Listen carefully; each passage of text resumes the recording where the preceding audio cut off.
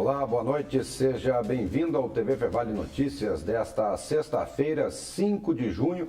Hoje o telejornal é especial. Nós vamos ter ao longo dele, durante os 30 minutos de produção, uma entrevista exclusiva com a professora Daniela Migliavaca Osório, professora do curso superior em Tecnologia de Gestão Ambiental aqui da Universidade Fevale, porque hoje é comemorado o Dia do Meio Ambiente. Professora, boa noite, obrigado por ter aceitado o nosso convite.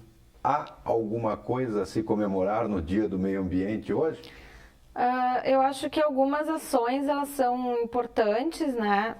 Então esse dia vem justamente toda semana, tem várias programações, inclusive aqui na Universidade Fevale, e é para se realmente instituir, né, a parte da conscientização. Então nós temos várias ações pequenas ações que podem ter um resultado, só que não um resultado a curto prazo, e sim a longo prazo.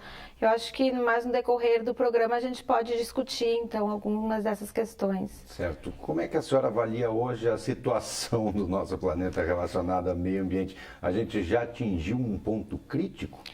Eu acho que nós estamos passando, né, por um ponto crítico. Vamos então reportar aqui no Vale dos Sinos, né? Nós temos assim muita a questão do Rio dos Sinos, né?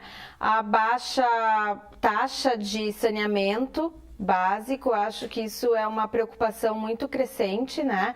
E realmente no século XXI nós estamos na região dos Sinos com menos de 2 ou 3% do esgoto sendo tratado. Então isso é um foco realmente, como é que a gente imaginaria que no século XXI a gente iria ter uma taxa, né, de tratamento de esgoto tão baixa? Né, isso acaba reportando e acaba resultando em vários problemas decorrentes de contaminação do nosso Rio dos Sinos. Certo, isso está diretamente ligado à poluição que a gente vive hoje, né? Sim, diretamente ligado à poluição hídrica, né?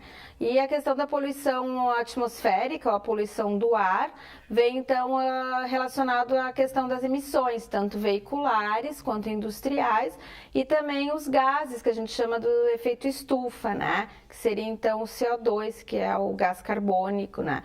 Então, vários processos, de certa forma natural, eles acabam emitindo esse gás carbônico, não só processos industriais. Só que essa quantidade de gás carbônico vindo de vários tipos de processos é que acaba sendo foco, né, do que a gente chama o aquecimento global, que tem várias consequências. Alguns cientistas defendem a tese de que essa questão do aquecimento ou do resfriamento ela é cíclica. Acontece a cada de tantos em tantos milhões de anos, mas o ser humano pode acelerar esse processo? Pode acelerar. Justamente com isso que a gente estava falando. Justamente com isso. Então, com a questão justamente da produção, né? Então, essa é a parte produtiva que realmente esses processos acabam emitindo, né? O principal gás, e daí acaba impulsionando um pouco, né? Esse movimento cíclico que tem algumas teses, né? Alguns questionamentos relacionados a isso, né? Que seria só um ciclo de era, né? Que poderia até que o clima está passando, né? O resultado mais drástico de uma situação caótica é a extinção de espécies. Sim, a extinção de espécies e também pela falta, né, de alimentação ou pela falta do seu habitat, né? A gente pode ter até a extinção de algumas espécies. Inclusive a nossa. Eu acho que vai a um long time, né? Tem uma brincadeira que o pessoal fala que o ser humano é o único animal capaz de se autodestruir, Sim. né? Agora, o que acontece, porque o que nós vemos são indústrias que não investem em proteção ambiental. A indústria hoje é a principal responsável por esse aquecimento ou não? Ou é tudo? Eu acho que é um conjunto, né? Então é um conjunto de tudo. E tudo está relacionado, se a gente for observar, o consumo, né? Por que a gente tem indústria? Porque a gente precisa consumir, né? Então a gente tem... Então, na realidade, vamos por assim, a nossa existência, né, acaba gerando todo esse ciclo. Agora, né, uma posição particular, eu acho que não tem, assim, ou realmente quem seria o culpado, né? Ou quem a gente tem que, de certa forma, ter uma consciência, né, relacionada a essa questão. Que se eu vou estar emitindo determinados tipos de gases ou poluindo a atmosfera, eu vou estar contaminando a mim mesmo, né? Então, vem a própria, assim, se um industrial, um empreendedor não quer colocar sistemas de controle que pode reter, não quer ter, assim, alguns cuidados em relação ao processo, não é só a questão da questão de dinheiro, a questão econômica, né? Eu acho que vem muito além disso, né? Então, ele acaba impulsionando que ele vive naquele local e ele pode estar, de certa forma, se contaminando, né? Então, acho que vem muito da questão, a gente tem que trabalhar muito a questão da consciência, né? A consciência que a gente chama consciência ambiental, né? O que a gente pode fazer para realmente minimizar um pouco os impactos que nós temos hoje, né? Que são visíveis. Essa questão do consumo que a senhora citou, então, muitas vezes as pessoas que acabam, não, mas eu não tenho indústria, eu ando de bicicleta, eu não tenho um carro, por exemplo, não faço a minha locomoção de carro, procuro usar o transporte público para tirar mais um carro das ruas. Mas se essa pessoa tem um consumo exagerado, ela acaba também sendo parte desse problema. Sim, com certeza, né? Eu acho que de certa forma ela deve estar ponderando, né? O que eu posso ou não posso fazer. Mas, de certa forma, a gente acaba, né? E é também a comodidade. E eu acho que também o consumo e a mídia, né, chama muito para isso. Então, a gente tem que ter um senso crítico, né? Em relação, será que realmente eu preciso trocar, por exemplo, o meu celular a cada 6 meses, né? Então, pela mídia diz que sim, né? Cada vez tem uma tecnologia melhor, então... Mas e para onde que vai esse celular que eu deixo de utilizar, né? Exatamente. Agora nós temos alguns países, por exemplo, Estados Unidos e China, que hoje são economicamente desenvolvidos, não vamos entrar no mérito de questões sociais, mas economicamente e industrialmente são super desenvolvidos, que não tomam os cuidados que eles mesmos exigem, às vezes, em convenções, em reuniões, né, com os outros países. Um país, por exemplo, como a China hoje, que é o maior emissor, né, China e Estados Unidos juntos são os maiores emissores de gases poluentes. No que esse tipo de atitude deles pode influenciar a vida da gente aqui no Brasil, por exemplo, do outro lado do mundo? Esses gases podem chegar aqui através de uma corrente de ar, alguma coisa? Sim, é que na realidade o ar, né? O ar não tem barreiras. Então a gente é bem diferente de uma poluição hídrica que tu pode fazer a contenção, tu pode, né, ter um monitoramento mais fácil de se avaliar. E realmente nós temos várias massas de ar que acabam circulando, né, pelo planeta. O planeta ele tem toda essa parte atmosférica nas camadas e acaba impulsionando e acaba realmente afetando, né, de certa forma, e isso se reflete no clima, né? Então a gente tem assim verões, né, mais quentes, invernos menos rigorosos e tudo isso de certa forma precisa de um equilíbrio para acontecer. E isso sim, né, todo mundo acaba sendo responsável, né? E aí o que a gente vai, se eu tenho então uma massa de ar ou um inverno menos rigoroso, né, eu vou ter problemas com as plantações, eu vou ter o meu comércio, né, o meu consumo menos eficiente, vai ter menos circulação, né, financeira no mercado, então tudo isso acaba se refletindo, né, de certa forma no nosso dia a dia. Aquelas frases que nós escutamos principalmente das pessoas mais idosas de que no meu tempo se fazia muito mais frio, antigamente era mais frio, né, que em junho não se tinha sol, não se tinha esse calorão, então isso aí não... Isso acontece justamente por essa modificação comportamental do ser humano também, que pode estar influenciando nesse... Sim, pode estar influenciando nessa questão, né? Principalmente esse aquecimento, né? Que a gente chama esse aquecimento global, que é por causa desses gases que acabam sendo emitidos. Certo. Professora, eu vou pedir um tempo para a senhora, que nós chegamos ao final desse primeiro bloco do TV Fervalho Notícias especial desta sexta-feira, 5 de junho, Dia do Meio Ambiente. Nós voltamos daqui a pouco, depois do intervalo, com perguntas dos nossos telespectadores, para que possamos retirar algumas dúvidas dessas pessoas, junto aqui à professora Daniela Migravaca Osório, do curso superior de Tecnologia em Gestão Ambiental. A gente volta já.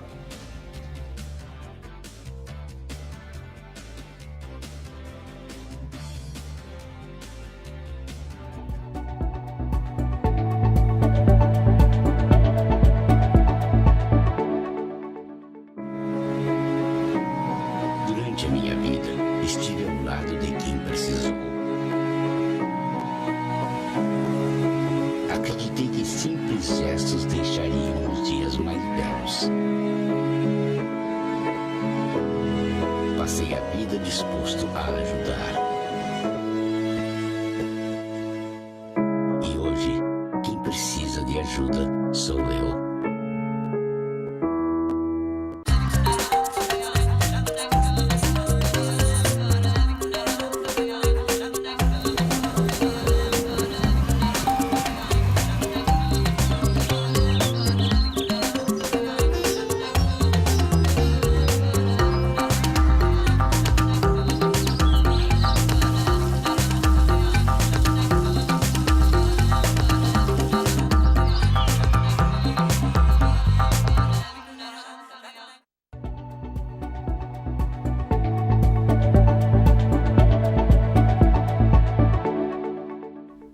Estamos de volta com o TV Vale Notícias especial nesta sexta-feira, 5 de junho, Dia do Meio Ambiente. Aqui conosco a professora do curso superior de Tecnologia em Gestão Ambiental, Daniela Migliavaco Osório. Professora, tem jeito ainda?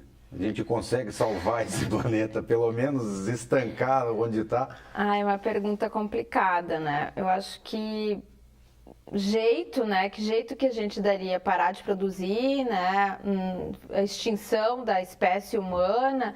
Então acho que a gente tem que ponderar, né, tem que ponderar e tem que buscar um equilíbrio. Eu acho que a principal resposta, né, é equilíbrio. Tem que ser uma coisa equilibrada, só que a busca desse equilíbrio para ti pode ser uma coisa, para mim pode ser outra, né? Então a gente tem que realmente discutir, né? Se especializar às vezes, e isso acaba buscando, com mais informações, a gente consegue ter um senso mais crítico, né? Principalmente da população. Sem mudança de comportamento, vai ficar do jeito que está. Vai ser difícil. Acho que vai ser bem difícil, assim, a gente conseguir, talvez, reverter algumas. E também, além da mudança de comportamento, e também vontade, né, de que as coisas realmente ocorram. A gente tem um documentário que foi produzido pela BBC na Inglaterra, mostrando 100 anos sem o ser humano no planeta. Então, foram mostrando como seria a retomada da natureza, então plantas crescendo no meio do concreto, e em 100 anos desapareceriam completamente, desabariam por umidade, por infiltração, e que voltariam algumas espécies sobreviventes, e no final a pessoa diz, o planeta voltaria a ser feliz. A senhora acredita nisso também?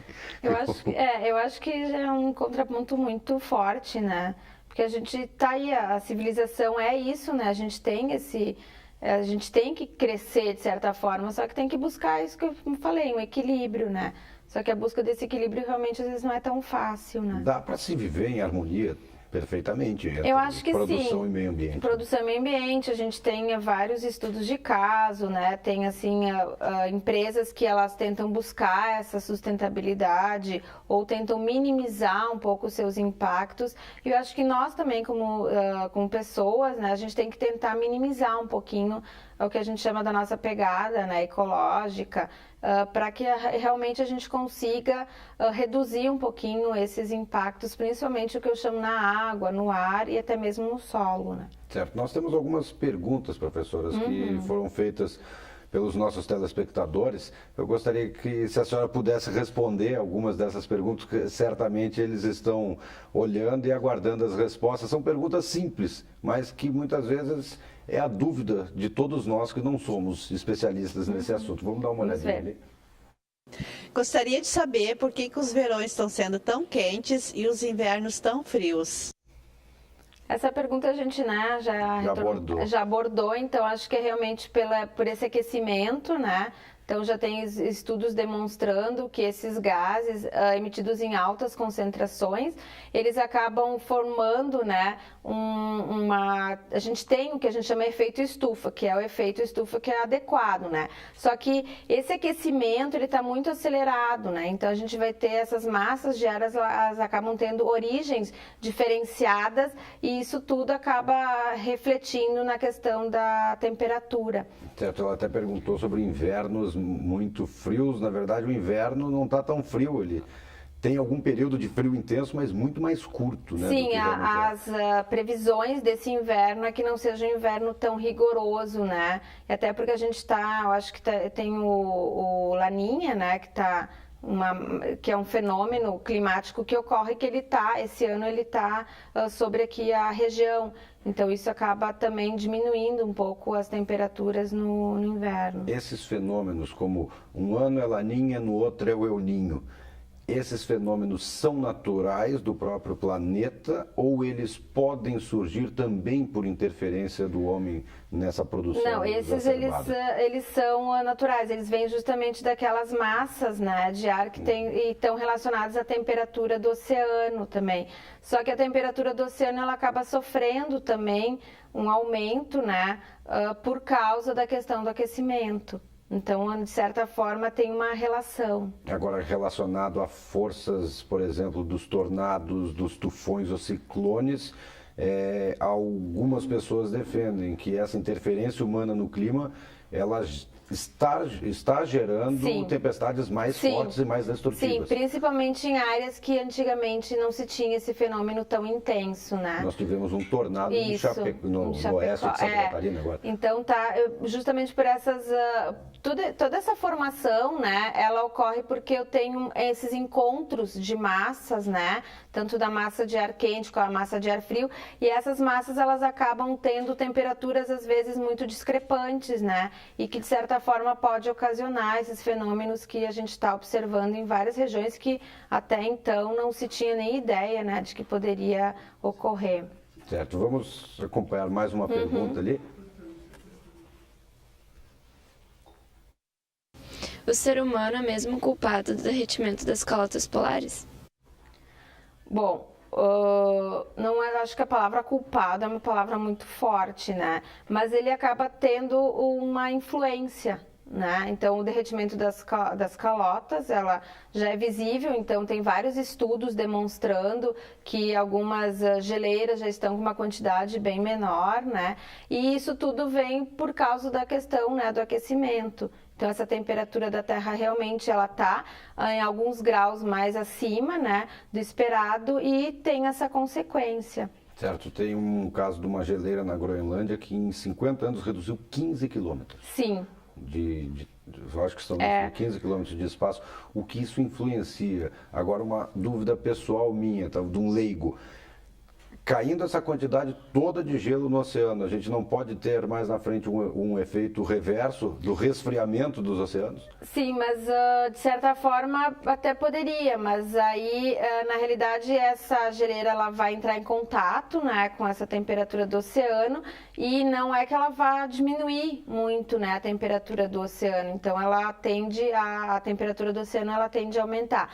E também essa questão dos gases, né, do efeito estufa, principalmente o CO2. O último estudo que teve do relatório das mudanças climáticas mundial, que foi final do ano passado, ele indicou que a acidez do oceano está aumentando. O que é a acidez? O pH do oceano está diminuindo, né, por causa do CO2. Então, o CO2 ele é um gás que ele entra em contato com a água, e o oceano é imenso, né, a maior proporção que nós temos na Terra, e ele acaba acidificando um pouquinho a água do mar, né? E nisso a gente tem algumas espécies que já estão sendo afetadas, principalmente os corais.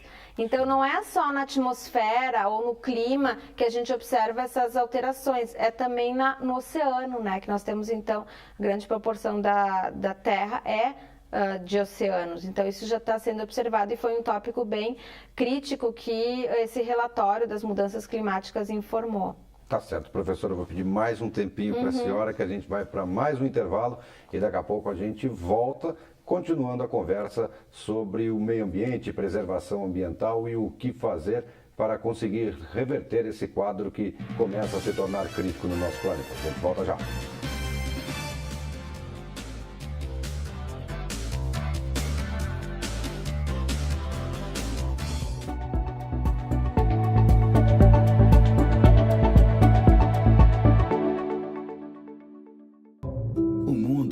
Mais o mesmo. Um segundo é tempo suficiente para tudo tomar uma nova forma, de surgirem novas oportunidades, novos futuros. E você? Prefere correr atrás ou estar à frente? Universidade Fevale. Aqui você forma novos futuros. Inscrições para o vestibular até 17 de junho em fevale.br/ingresso.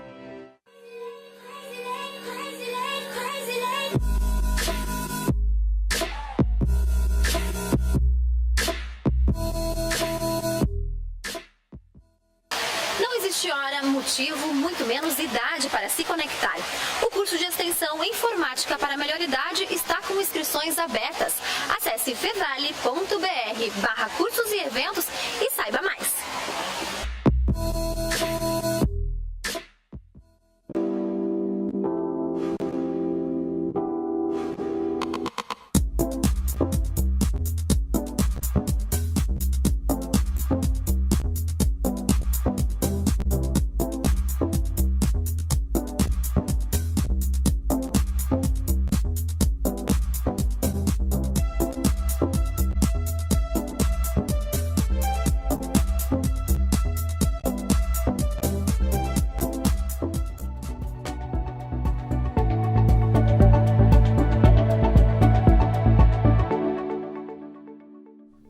Estamos de volta para a última parte deste TV Fevale Notícias especial no Dia do Meio Ambiente. Aqui conosco a professora Daniela Migliavaca Osório, professora do curso superior em Tecnologia em Gestão Ambiental. Professora, a gente falava sobre a acidez dos oceanos e no intervalo aqui eu conversava com a senhora sobre a camada de ozônio. Essa já não preocupa tanto?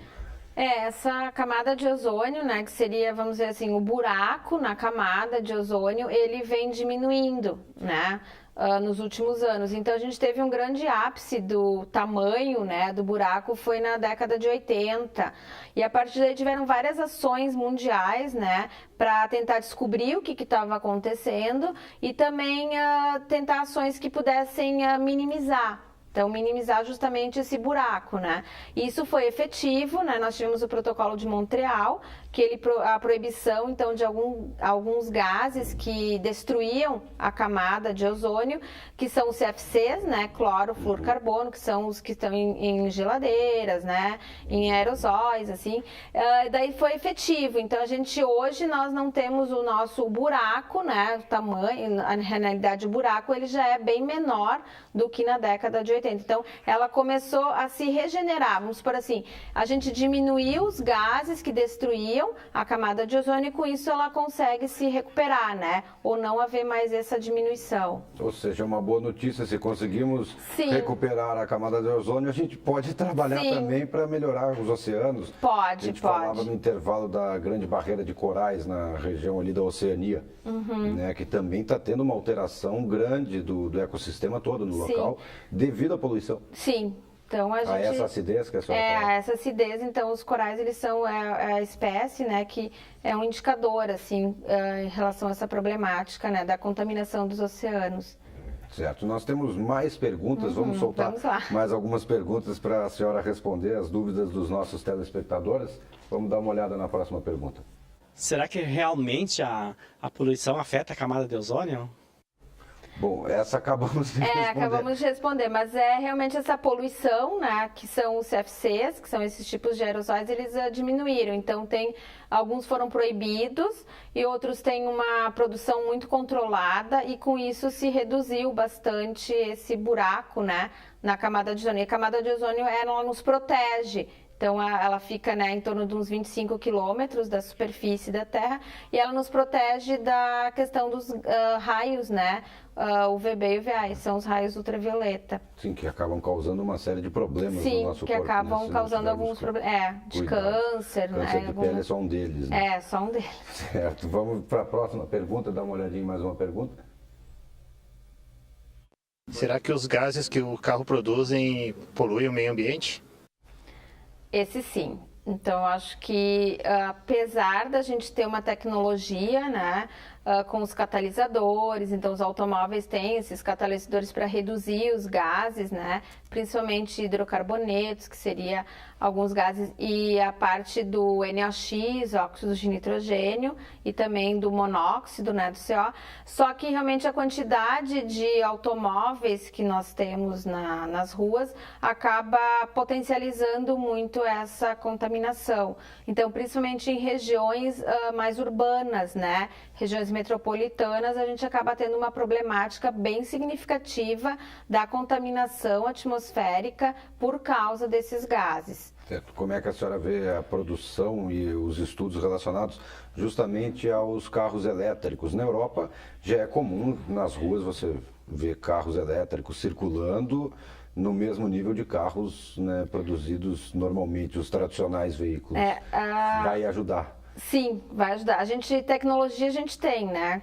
Que seria. Só que tem uma indústria, né, muito forte atrás disso, que é a indústria do petróleo. Então, nós somos muito vinculados a essa questão dos combustíveis fósseis, seja ele a partir do petróleo, né, ou gás natural, até mesmo do carvão. Então, essa matriz ou esse pensamento, né, tem que ser mudado.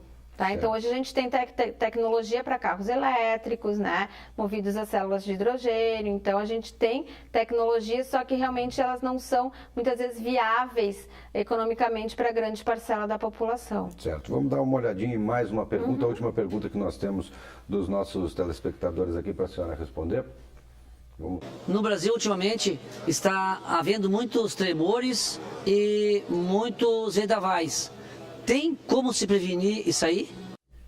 Isso tem a ver com a questão modificações climáticas? A questão dos tremores eu não vou saber responder, Deixa com um geólogo. Vou deixar para um geólogo que ele vai ter. Agora, a questão dos vendavais é aquilo que a gente comentou, né? Essas modificações todas na temperatura que acaba ocasionando, então, essas mudanças.